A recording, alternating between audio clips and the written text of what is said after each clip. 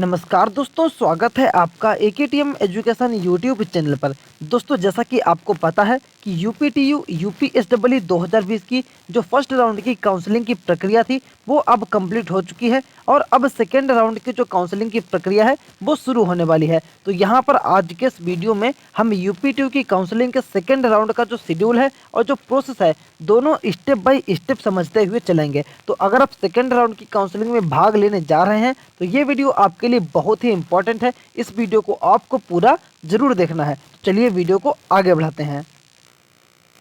अब दोस्तों, जैसा कि आप देख पा रहे होंगे इस समय हमारे पास यूपीटीयू की तरफ से जारी किया गया ऑफिशियल पीडीएफ आ चुका है और इसकी मदद से हम आपको सारे प्रोसेस समझाएंगे और पूरा जो शेड्यूल है डेट वाइज पूरा मैं आपको समझाऊंगा। बस वीडियो को आपको पूरा देखना है और साथ ही अगर आपको ये वीडियो पसंद आता है तो इस वीडियो को लाइक करना है, अपने और भी फ्रेंड्स के साथ इस वीडियो को शेयर करना है और आप हमारे चैनल को सब्सक्राइब करके बेल आइकन को दबा लें ताकि यूपीटीयू की काउंसलिंग और एडमिशन से जुड़ी सभी जानकारी आपके पास सबसे पहले पहुंच सकें। तो चलिए आगे बढ़ते हैं।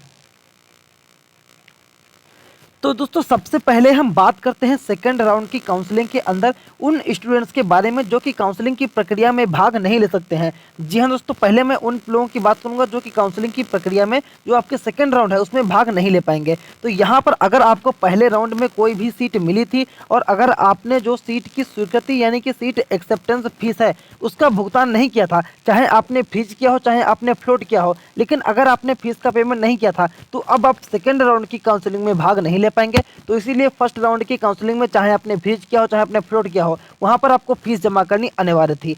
सेकेंड बात यह है कि ऐसे लोग भी यहाँ पर भाग नहीं ले पाएंगे जो कि फर्स्ट राउंड में भाग लिया था और डॉक्यूमेंट वेरिफिकेशन में फेल हो गए थे। यानी कि अगर आपने फर्स्ट राउंड में भाग लिया था और आपका जो डॉक्यूमेंट वेरिफिकेशन हुआ था उसमें आप अगर फेल हो गए थे तो अब आप सेकेंड राउंड में भी भाग नहीं ले पाएंगे। अब बात करते हैं कि कौन कौन से लोग यहाँ पर भाग ले पाएंगे। तो यहाँ पर भाग लेने के लिए जो है वो 4 ग्रुप यहाँ पर आपके टोटल बनाए गए हैं।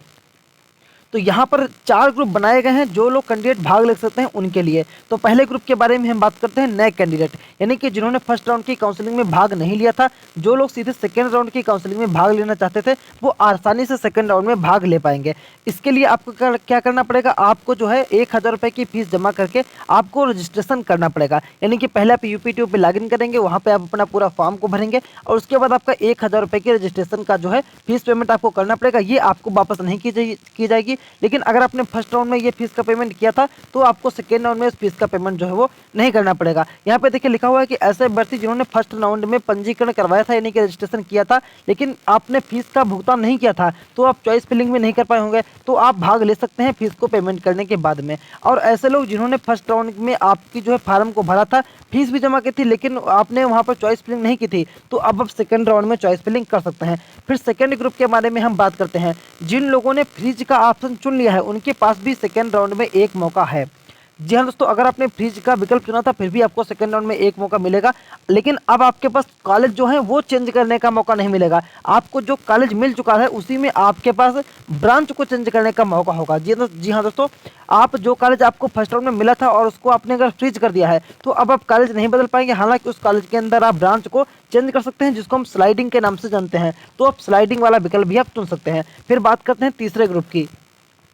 तो जो तीसरा ग्रुप आता है वो आता है फ्लोट कैंडिडेट्स का। फ्लोट कैंडिडेट वो जिन्होंने फर्स्ट राउंड की काउंसलिंग में भाग लिया था और उनको कोई ना कोई सीट मिल गई थी और उसके बाद उन्होंने जो है फीस अपनी जमा करके 20,000 रुपये या 12,000 रुपये फ्लोट का विकल्प चुन लिया था, तो अब वो सेकेंड राउंड में भाग ले पाएंगे और सेकेंड राउंड में उनके पास फिर से चॉइस फिलिंग करने का मौका आपको मिलेगा। तो यहाँ पर आप जान लीजिए कि सेकेंड राउंड के जो भी अभ्यर्थी हैं जिन्होंने फर्स्ट राउंड से फ्लोट करके सेकेंड राउंड में आए हैं तो वो भी लोग जो यहाँ पर पार्टिसिपेट कर पाएंगे और वहाँ पर आपको जो है अपनी चॉइस फिलिंग बदलने का भी मौका मिलेगा। अब इसके अलावा लास्ट में बात करते हैं उन कैंडिडेट के बारे में जिन लोगों को फर्स्ट राउंड में कोई भी सीट नहीं मिली थी। यानी कि अगर आपने फर्स्ट राउंड की काउंसलिंग में भाग लिया था और आपको कोई भी सीट नहीं मिल पाई तो आप अब डायरेक्टली सेकेंड राउंड में आ चुके हैं। सेकेंड राउंड में आपके पास फिर से चॉइस फिलिंग करने का मौका होगा और सेकेंड राउंड में आपको दोबारा जो है कॉलेज मिल सकता है। तो 4 ग्रुप यहाँ पर हो चुके हैं। पहला ग्रुप नए कैंडिडेट्स का है, दूसरा ग्रुप उन कैंडिडेट का जिन लोगों ने फ्लोट किया था, तीसरा ग्रुप उन लोगों का है जिन लोगों को कोई भी कॉलेज नहीं मिला था और चौथा ग्रुप उन लोगों का है जिन लोगों ने फ्रीज कर दिया था और जो कॉलेज सेम कॉलेज में ब्रांच को चेंज करना चाहते हैं। अब बात करते हैं सेकंड राउंड में जो सीट का अलॉटमेंट होगा वो आपका कैसे किया जाएगा। तो जिस तरीके से मैंने आपको 4 ग्रुप बताए हैं जो कि सेकंड राउंड की काउंसलिंग में भाग ले सकते हैं, उनको जैसा आप चॉइस फिलिंग करेंगे और जैसी आपकी रैंक रहेगी उसी के अनुसार आपको जो है कॉलेज दिया जाएगा। ऐसा ही फर्स्ट राउंड में हुआ था और ऐसा ही आगे के राउंड में होगा, यानी कि जैसी आपकी रैंक रहेगी और जैसी आपकी चॉइस फिलिंग रहेगी। तो दोनों चीज़ों को आपको ध्यान में रखकर चलना है। रैंक आपकी आ चुकी है लेकिन चॉइस फिलिंग पे आपको ध्यान रखना है। नेक्स्ट वीडियो में हम चॉइस फिलिंग के बारे में पूरी जानकारी आपको देंगे। अब यहाँ पर सेकंड राउंड के जो काउंसलिंग है उससे जुड़े कुछ इंपॉर्टेंट टॉपिक जो है वो मैं आपको समझा देता हूँ। पहले पॉइंट आता है कि फर्स्ट राउंड में जो भी अभ्यर्थी जिन्होंने फ्रीज को अपनी सीट को फ्रीज कर दिया था वो जो है अपनी कैटेगरी में ही सीट को अपग्रेड कर सकते हैं। यानी कि अगर आपने सीट को अपनी फ्रीज कर दिया था तो अब आपका कॉलेज जो है वो चेंज नहीं हो पाएगा, लेकिन आपकी जो ब्रांच है वो जरूर यहाँ पर चेंज हो सकती है। इसके अलावा सेकेंड पॉइंट यह है कि जो भी अभ्यर्थी फ्लोट करके सेकेंड राउंड में आ गए हैं वो अब उच्च प्राथमिकता वाले विकल्प, यानी कि जो भी आपका कॉलेज मिला है उससे ऊपर आपको विकल्प डालने पड़ेंगे, उन्हीं में से आपको कॉलेज मिलेगा। यानी कि जो कॉलेज आपको मिला है उसके नीचे के आपके जो भी विकल्प रहेंगे उनमें से आपको कॉलेज नहीं मिलेगा, जो बल्कि आपको ऊपर वाले कॉलेज ही मिलेंगे। तो अगर आपको कॉलेज पसंद नहीं है तो उस कॉलेज के ऊपर ज़्यादा से ज़्यादा कॉलेज लगा दीजिए और उसको थोड़ा सा नीचे कर लीजिए। ये मैं आपको अगले वीडियो में पूरी तरीके से समझाऊंगा। और अगर आपको फर्स्ट राउंड में कोई भी सीट नहीं मिली थी तो अब आपको सेकेंड राउंड में जो सीट है वो मिल सकती है। तो ये बात आपको याद रखनी है। अब बात करते हैं जो आपकी फीस है वो रिफंड कैसे होगी। यानी कि सेकेंड राउंड में अगर आप काउंसलिंग से बाहर निकल आते हैं तो फिर आपकी फीस को रिफंड करने का क्या प्रोसेस रहेगा, तो मैं आपको समझाता हूं।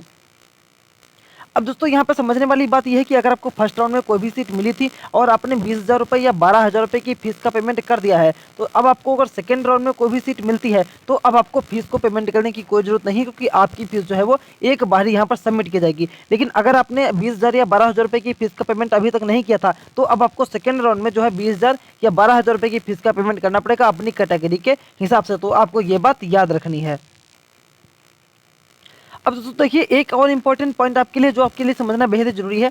ऐसे समस्त अभ्यर्थी जिन्होंने सीट स्वीकृत यानी कि सीट एक्सेप्टेंस फीस का पेमेंट कर दिया था फर्स्ट राउंड के अंदर और अगर वो अब सेकेंड राउंड में आ चुके हैं और अब उनको जो है कॉलेज उनके मन मुताबिक नहीं मिल पाया है और अगर वो काउंसलिंग से बाहर निकलना चाहते हैं, यानी कि आपने फर्स्ट राउंड से सेकेंड राउंड में फ्लोट किया, आपने सोचा हमको कॉलेज अच्छा मिल जाएगा, लेकिन सेकेंड राउंड में आपकी मर्जी का कॉलेज नहीं मिला और अब आप सोच रहे हैं कि हम काउंसलिंग की जो प्रक्रिया है इसको छोड़ करके काउंसलिंग की प्रक्रिया से बाहर निकल आए, तो आपके साथ क्या होगा। आपको जो जनरल कैंडिडेट है उनका 5,000 रुपये की फीस का जो है वो काट ली जाएगी और SC/ST कैंडिडेट की जो 3,000 रुपये की फीस है वो काट ली जाएगी। यानी कि जनरल और OBC वालों को 15,000 रुपये जो है वो वापस मिल जाएंगे और जो SC/ST की कैंडिडेट है उनको 9,000 रुपये जो फीस है वो वापस कर दी जाएगी। फीस कैसे वापस की जाएगी, यानी कि विथड्रॉल फ्रॉम काउंसलिंग, इसको हम कहेंगे विथड्रॉल फ्रॉम काउंसलिंग। तो विथड्रॉल फ्रॉम काउंसलिंग का विकल्प जब भी आपके सामने आएगा हम आपको वीडियो बना करके पूरी तरीके से समझा देंगे और सेकंड राउंड में आपको जो भी सीट मिलती है उसके बाद आपके पास एक बार फिर से फ्रीज और फ्लोट करने का ऑप्शन होगा। यानी कि फर्स्ट राउंड में जैसे आपके पास फ्रीज और फ्लोट का ऑप्शन आया था, सेकेंड राउंड में भी आपके पास फ्रीज और फ्लोट का ऑप्शन आ जाएगा, तो फिर भी आप जो है फ्रीज या फ्लोट कर सकते हैं।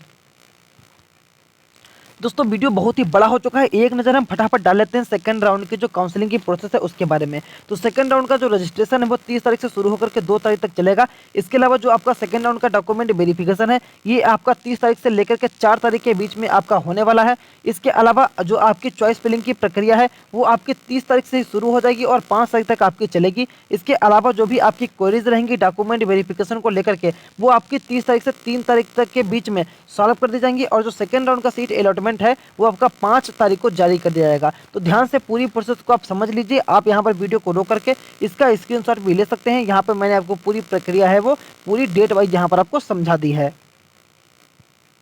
उसके बाद दोस्तों जब आपका सेकेंड राउंड का जो सीट अलॉटमेंट का रिजल्ट है जो कि आपका 5 तारीख को जारी किया जाएगा, जब ये आपका आ जाएगा तो फिर आपके पास फ्रीज और फ्लोट करने का मौका होगा जो आप 5 तारीख से 8 तारीख के बीच में कर सकते हैं। इसके अलावा जो आपकी सेकेंड राउंड की फीस रहेगी 20,000 रुपये या 12,000 रुपये, ये आप 5 तारीख से 8 तारीख के बीच में जमा कर सकते हैं। और अगर आप काउंसलिंग से बाहर होना चाहते हैं, विथड्रॉल करना चाहते हैं, तो आपकी जो 15,000 या 9,000 रुपये की फीस है ये आपकी 5 तारीख से लेकर 8 तारीख के बीच में वापस कर दी जाएगी। तो ये जब भी आपका विथड्रॉल फ्रॉम काउंसलिंग का ऑप्शन आएगा हम आपको वीडियो बना करके पूरी तरीके से समझा देंगे।